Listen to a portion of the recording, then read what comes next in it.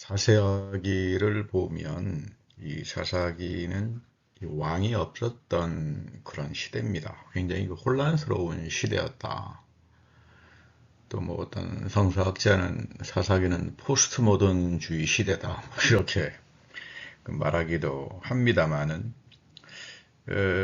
므낫세 지파 출신 가운데 기드온이라고 하는 사람이 있습니다. 뭐 대권을 장악하고 한 40년을 통치하다가 죽었는데, 그 뭐 죽고 난 다음 보니까 남겨놓은 자식만 거의 무려 70명이에요. 뭐 이렇게 되면은 뭐 이제 70명 사이에서 왕권 다툼 때문에, 사사권 다툼 때문에 복잡해지겠죠. 그래서 오늘 본문은 이 권력 다툼에 대한 이야기입니다. 이 왕자들 중에 이 세겜 출신인 아비멜렉이라는 사람이 있었는데, 권력을 갖고 싶으니까 이 형제간의 혈연이나 윤리 이런 거 다 무시하고 음모를 꾸며서 소위 이른바 이 용팔이 정치 깡패를 매수해서 그 형제들을 다 살해해 버립니다. 뭐 이 사건이 벌어지니까 난리가 나는 거죠. 뭐 심지어 그 동물들까지, 뭐 나무들의 양심까지도 충격을 주었다. 나무들도 이 일로 인해서 뭐 불으로 떨었다, 뭐 이런 정도로 나오는 이제 사건입니다. 큰 사건이죠. 어떤 분이 신문에 기고한 글에 보니까 자기가 정원에서 정성 들여서 갖고 놓은 나무를 이제 있었는데, 아유, 이 나무가 신통치 않으니까 이제 뽑아서 다른 곳으로 옮겨 심어야 되겠다, 뭐 이런 말을 했는데, 놀랍게도 그 말이 떨어지기가 무섭게 나무가 부르르 떨었다, 뭐 이런 글을 쓴 적이 있는데, 믿거나 말거나의 이야기입니다만은, 이 사람은 자연과 더불어 산다는 건 중요하겠죠. 서로 공감하기도 하고, 흙도 좀 만지고, 꽃도 나무도 심고, 또는 반려견하고 공감도 하고, 뭐 이런 의미일 겁니다. 오늘 이 구약의 말씀에서 아비멜렉의 가공할 만한 사건을 놓고 나무들이 입을 열어서 말합니다. 그 나무들이 기름을 부어서 자신들의 왕을 세우려고 감람나무에게 찾아갑니다. 우리의 왕이 좀 돼줘라 그랬더니, 감람나무 이야기는 나 원래 소명이 감람류 기름을 내어서 하나님과 사람을 영화롭게 하는 그런 이 소중한 이 기름 부음의 사역, 이걸 그만두고 다른 나무들을 위해서 날고 뛰겠느냐, 거절을 하죠. 무화과 나무에게 찾아갔더니, 아니 내가 이 달고 마시는 무화과 나무 몇 개를 그만두면 배고픈 사람들, 가난한 사람들이 와서 그 쉼과 위로를 얻는데, 내가 이런 소중한 일을 내버리고 어떻게 다른 나무들 위해 서서 지배하고 그런 일을 할 수 있겠나. 그래서 할 수 없어서 이 다른 나무들이 포도나무를 찾아갔습니다. 우리에게 왕이 돼주세요. 그랬더니 포도나무가 펄쩍 뛰어요. 아니, 이 포도주라고 하는 게 하나님이 주신 귀중한 음료인데, 사람을 즐겁게 하고 모든 축제에 필요한 건데, 내가 왜 이런 소중한 일을 내버리고 다른 나무들을 위해서 날뛰고 지배하고 못된 짓을 하겠느냐.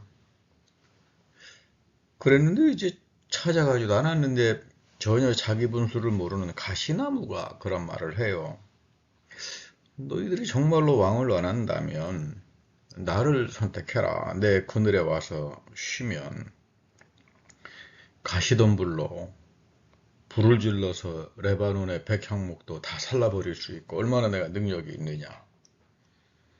뭐 이 이야기는 이 왕자의 난으로 인해서 구사일생으로 생명을 거진 요담이라고 하는 이 왕자가 아비말렉의 악행을 비판하면서 지은 우화입니다. 그래서 이제 요담의 우화라고 말하기도 합니다만은, 아비멜렉이라는 사람은 과도한 욕망의 사람이었습니다. 이런 과도한 욕망이 참 무서워요.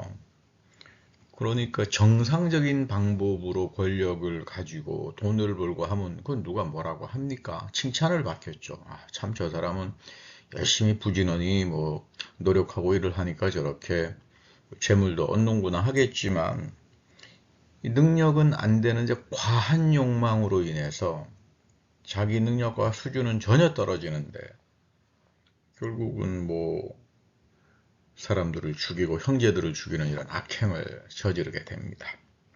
흥미로운 것은 23절에 보면 하나님께서 악한 영을 아비멜렉에게 그리고 그를 지지한 세겜 사람들에게 보내서 아비멜렉을 배신하게 했다. 참 어렵고 우리가 좀 잘 이해돼야 되는 이런 뜻인데 불의가 국도에 처하고 하나님이 인간에 대해서 후회하는 시간들이 나타나요.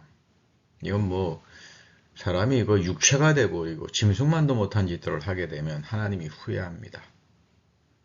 그때 나타나는 현상이 악한 영들이 나옵니다. 속이고 배신하고 서로 물고 뜯다가 다 죽고 맙니다. 사사기는 하나님의 토라랄지 계명과 약속이 지배하던 그런 정상적인 시대가 아니라 아까도 말씀드렸습니다만 포스트 모던 오히려 성경에서는 묵시의 시대라고 말합니다. 포스트 모던은 모든 건 다 상대주의야. 그리고 도덕이고 뭐고 다 상대주의야. 뭐 이러니까 이 종교도 좋고 저 종교도 좋고 다 상대주의야. 뭐 이렇게 가다가 보면 사람은 자신이 믿는 하나님에 대해서 헌신할 수 없죠. 신실한 믿음을 가질 수도 없죠.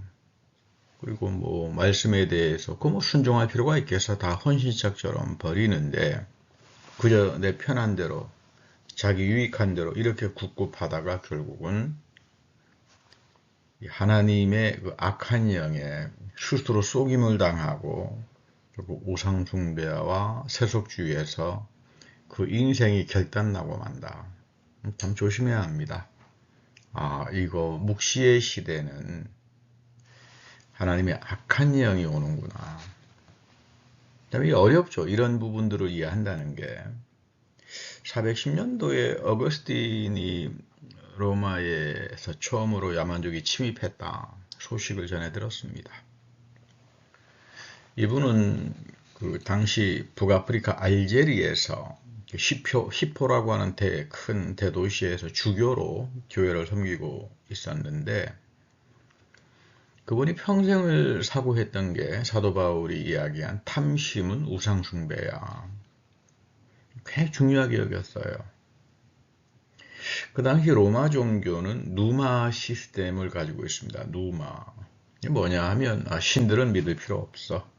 제사만 잘 드리고 국가는 매달 한 번 정도 특별제의를 국가 차원에서 이방제의로 드리고 여기에 참여해서 사람들은 우상들 앞에서 술과 음식을 나누어 먹고 신전의 창기들과 더불어 음행을 즐기면 신들은 로마에게 번영을 가져다 준다. 그러니까 이 철저하게 기복과 주술을 통해서 번영을 누리는 종교가 이 로마 종교이고 믿음이라고 하는 거는 뭐 제의나 잘 드리면 되는 정도다. 너 어떤 인격의 변화, 하나님 앞에서의 삶의 변화 뭐 이런 건 전혀 필요하지 않습니다. 전형적인 주술신앙이고 기복신앙인데 이 로마의 시민들은 무조건 의무적으로 이런 누마 종교 제의에 참석해서 국가를 위해서 이제 복을 빌어라 뭐 이런 이야기죠. 어거스틴은 이런 걸 인간의 과잉 욕망 또는 탐심 주체하지 못합니다. 결국 로마의 문화와 사회 모든 정치 권력에 이런 과잉 욕망이 들어가면서 결국은 로마가 망한 이유다. 참 중요한 이야기예요. 한 사회가 망하는 것은 외부의 어떤 전쟁 이런 것보다는 한 국가를 지도하고 있는 정치가들이랄지 사람들의 문화랄지 이런 것들이 과잉 욕망이 나타나기 시작하면 공공선이라고 하는 게 내가 이렇게 생각하면 저 사람은 어떻게 생각하지? 혹시 내가 이렇게 생각하는 게 남에게 피해를 주는 건 아닌가? 이런 도덕적인 민주주의적인 생각은 다 사라져 버리고 맙니다. 우리가 흔히 민주주의가 뭐냐라고 한다면 딱 한마디로 요약이 돼요. 남에게 피해를 주지 않는 것. 이게 민주주의입니다. 근데 그저 남에게 피해를 주고 특권과 갑질을 마치 엘리트 주인양 착각하고 자기 그 착각에 빠져 살다가 보면 그건 사회로도 정치적으로도 문화적으로도 굉장히 그 비극을 가져올 수밖에 없다. 이런 유의 생각들은 교회 안에도 깊숙이 들어와 있죠. 조심해야 합니다. 믿음은 하나님에 대한 이 까리타스의 사랑, 이거를 지키고 살아가는 거지. 세속적인 아주 과잉 욕망에 넘치는 우상 숭배적인 것을 추구하면서 자기 번영만 누리면 그만이다. 나만 편안하면 그만이다. 여러분, 이거는 굉장히 위험한 생각들이에요.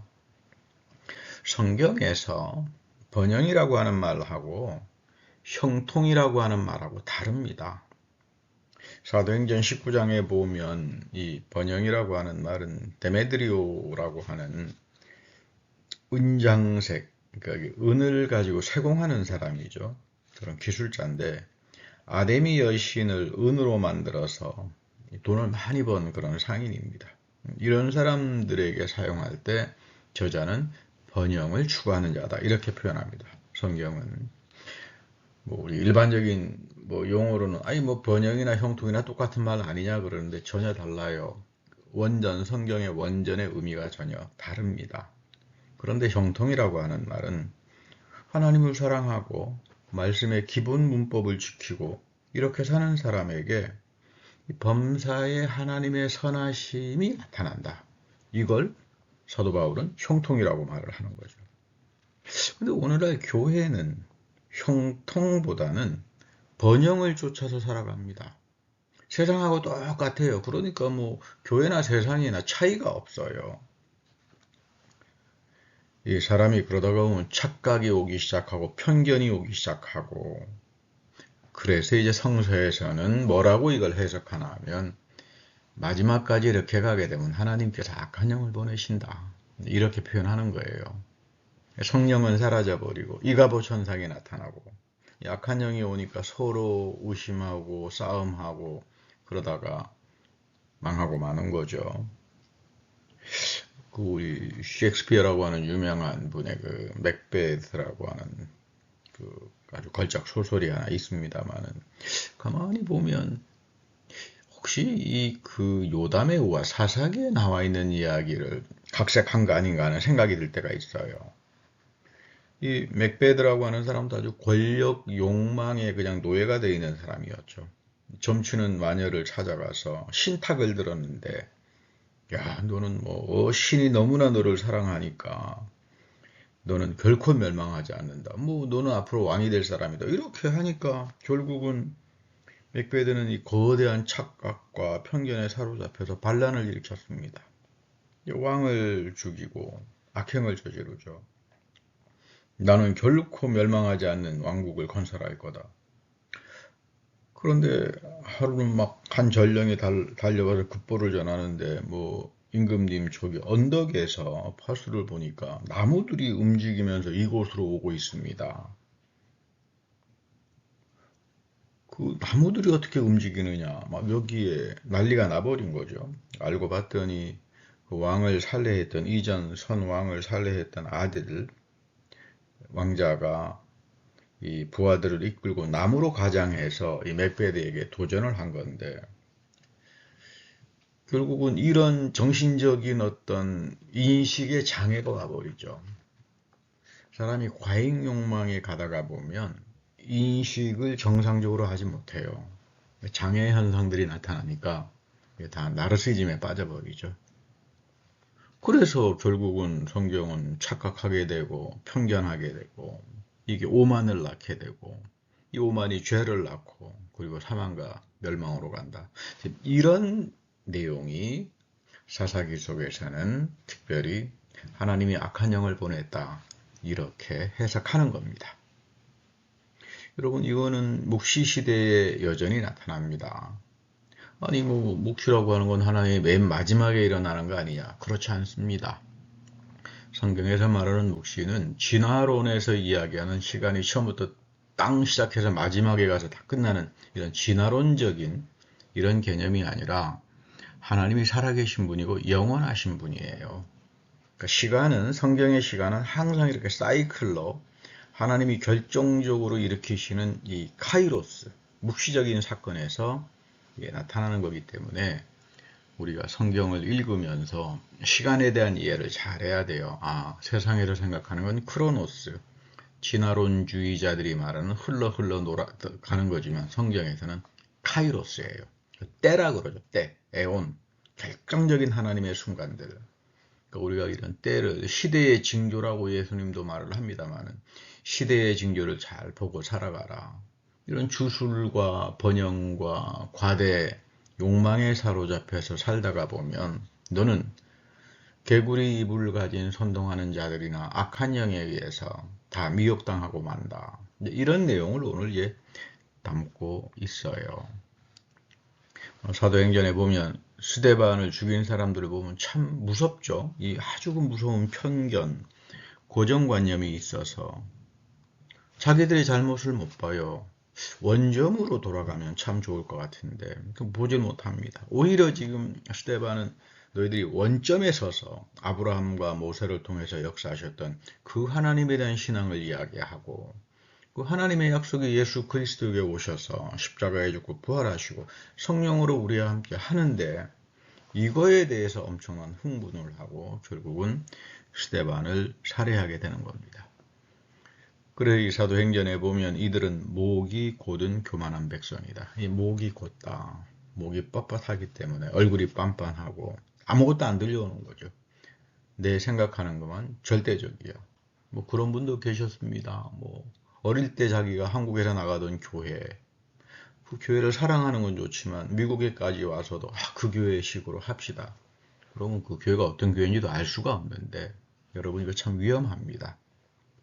신앙이라고 하는 것은 항상 하나님의 새로움으로 말씀의 가치로 성령의 역사로 내가 날마다 새로워지는 건데 고정관념과 편견에서부터는 날마다 죽는 거고 이런 일들이 벌어지지 않고 딱 고정관념에 잡혀버리면 세상에서 말하는 번영을 교회에서 말하는 형통하고 착각을 하게 되고 악한 영에 들어가게 된다 이 말이에요.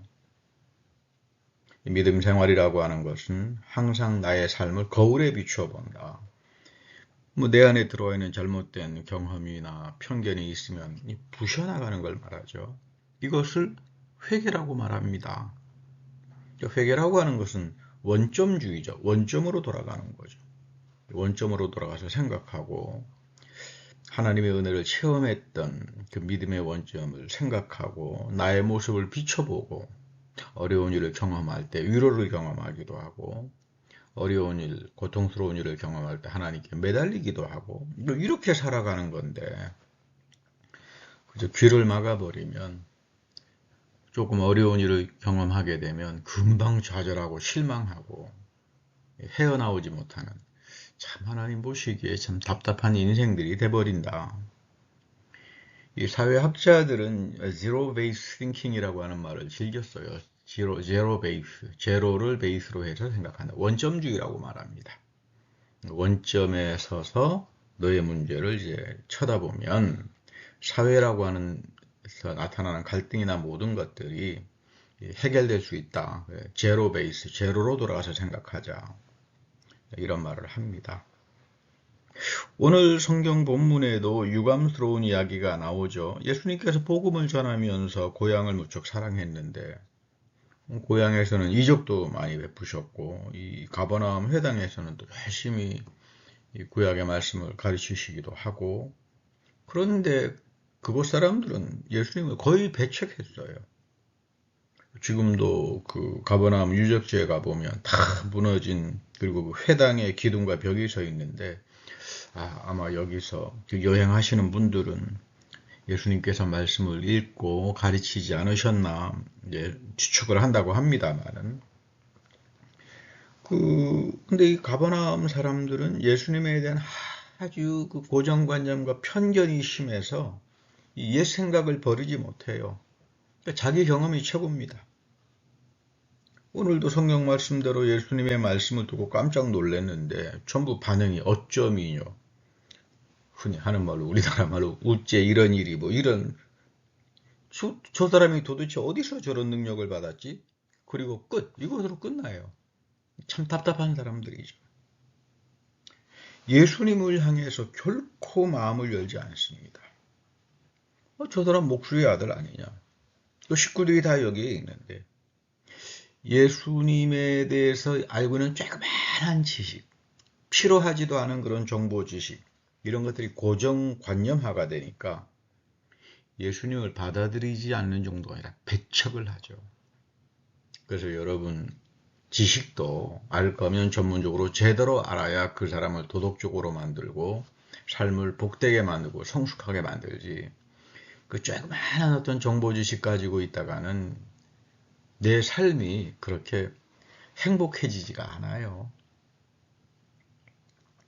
그런데 똑같은 고향 사람이었지만 요한복음 1장 14절의 고백은 참 아름답잖아요. 사도 요한도 가버나움 출신이죠. 예수님과 3년 동고동락을 했는데 예수님에 대해서 이렇게 증언합니다. 말씀이 육신이 되어 우리 안에 거했다. 말씀, 하나님의 말씀, 영원하신 생명이 예수 안에서 육신이 되어서 우리처럼 우리 안에 거했고 우리가 그분의 영광을 보았다. 그건 아버지 하나님께서 비춰주시는 하나님의 영광이요. 은혜와 진리가 이 예수님 안에서 충만했다.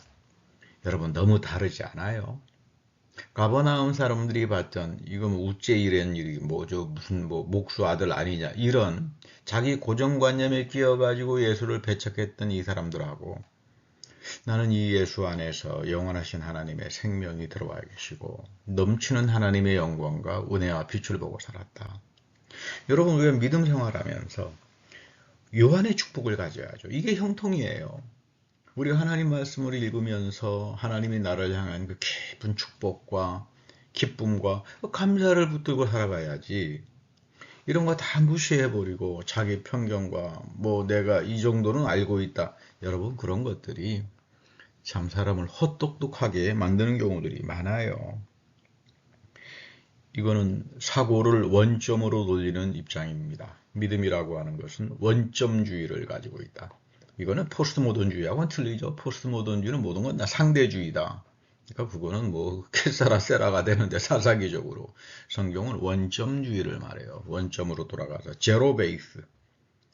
하나님께서 내 삶을 비춰주시고 내가 하나님 말씀을 통해서 내 삶을 비출 때 충만한 하나님의 은혜와 사랑과 그 영광이 내 삶을 비춰줄 수 있잖아요. 이것이 얼마나 귀한 형통의 삶이고 그 믿음을 가진 사람들에 대한 영적 특권이잖아요. 우리가 잘 아는 미키마우스를 알죠. 디즈니랜드를 가보신 분들은. 근데 이제 이 월터 디즈니라는 사람은 고등학교밖에 졸업 안 한, 그래서 뭐 별로 실력도 없고. 근데 참 이분이 상업 만화를 그리면서 살았는데 이분의 특징이 뭐냐면 남이 보지 못하는 것을 보는 굉장한 그 시선이 아주 그 날카로운 데가 있어요. 이걸로 이 사람은 크게 성공을 합니다. 누가 그 돌아다니는 쥐를 징그럽다 그러지 예쁘다고 생각하고 그걸 미키마우스로 만들겠어요. 워터 디즈니의 글을 읽어보면 항상 원점을 추구한다. 사람들이 보지 못하는 본래적인 생각을 추구한다. 여러분 믿음이라고 하는 건 본래적 생각을 추구하는 거예요. 그게 하나님의 은혜잖아요. 내가 하나님의 은혜를 계수하고 살고 어려움 가운데서도 이제 우리가 대림절을 맞습니다만 주님께서 오늘 성령으로 우리에게 다시 오시고 늘 내가 이 성령의 그 감동 속에서 살아계신 영원하신 하나님의 그 시간들 그 놀라운 축복들을 내가 경험하고 살아가는 거 여기에 하나님의 신령한 세계가 열리고 하나님의 때 능력으로 기적으로 나타나는 카이로스가 열리고 그리고 우리들의 삶이 형통의 복된 삶으로 갈 수 있다. 그 예수 믿는다는 것은 이거 엄청난 변화입니다. 이거 그래서 영적인 혁명이라고 이야기하죠. 영적으로, 지성적으로 내 마음이 다 혁명이 일어나는 거예요. 끊임없이 기도하고 말씀 안에서 나의 고정관념과 편견을 고쳐가고 깨끗한 어린아이의 마음으로 하나님 앞에서 내가 영이 가난한 자로 살 때 이 하나님의 넘치는 충만한 그 은혜의 세계가 그 영광이 드러난다. 그래서 성경은 종종 이런 신비한 체험을 유레카다 이렇게 표현합니다. 이런 유레카의 체험, 예수님 비유 중에 보면 잃어버린 양을 찾는 비유 참 기뻐하잖아요. 잃어버린 드라크마를 찾는 비유. 은전 한 입을 찾기 위해서 온갖 노력을 기울이다가 그걸 찾았을 때의 신비한 기쁨, 유레카라고 이야기하죠. 이게 성령이 주시는 기쁨이에요. 하나님은 우리에게 그렇게 살기를 원하는데 너희들의 삶 가운데 깊숙이 깔려있는 하나님의 은총을 발견하고 거기서 유레카, 기쁨을 누리고 살아가라. 그런데 과연 나에게는 이런 신령한 기쁨을 추구하는 그것이 내 삶을 지배하고 역사해주고 있는가? 그렇지 않다면 이유는 딱 하나입니다. 나의 과잉 욕망이 있고 나를 하나님의 말씀 속에서 거울처럼 비춰보고 살고 싶지 않고 하나님이 원하시는 형통의 삶이 아니라 내가 원하는 번영, 나의 유익함, 나의 어떤 그 편견, 그냥 이것이 좋다. 움츠러들어서 나는 하나님 앞에서 어떤 믿음의 인격의 변화와 어떤 영적인 어떤 엄청난 이 개혁과 새로움의 체험을 하길 원하지 않는다. 그러니까 이 하나님께서 주시는 말할 수 없는 기쁨이 우리에게 역사 안 하는 겁니다. 바울도 그러잖아요. 하나님이 너에게 원하는 것은 기쁨이야. 말할 수 없는 기쁨이야. 유레카야. 누가 이런 하나님의 기쁨을 얻고 살 수 있을까? 원점주의적으로 사고하는 사람들이에요. 탕자가 아버지에게 다시 돌아왔을 때 원점으로 가는 거죠. 이런 기쁨을 너희 삶에서 찾아라. 그저 세속적인 가치에 눈이 어두워져서 나의 과잉 욕망에 그래서 모든 내 영혼을 빼앗기고 살아가게 되면 하나님께서 참 가슴이 아프다 그 말이죠. 우리 구약의 예언자들의 공통점은 재난이 찾아오고 어려운 시간이 올 때 모든 그 원인을 어떻게 진단하나 하면 너희들이 하나님의 말씀을 제대로 듣지 못하는 영적 기갈 때문이다. 하나님 말씀이 다 막혀버렸다 이 말이에요. 다 거짓으로 전하고 하나님 말씀을 전부 다 세상화시켜버리고 하나님 말씀으로부터 내가 배우고 그 말씀에 순종하고 실행하면서 하나님이 일으키시는 그 놀라운 능력을 체험하는 것이 아니라 전부 다 세속화시켜 놓으니까 오늘 여러분과 저의 인생에 추구해야 되는 것들이 참 많습니다. 뭐 사업도 잘 돼야 되겠고 자식도 훌륭하게 돼야 하겠고 그러나 가장 중요한 것은 하나님의 말씀의 거울 앞에서 나의 고정관념을 깨뜨리고 말씀으로 돌아가는 원점적인 사고 여기서부터 형통의 삶이 그리고 기쁨의 삶이 특별히 대림절에 주님이 다시 나에게 찾아오시는 이런 귀한 은혜의 시간들이 될 수 있습니다.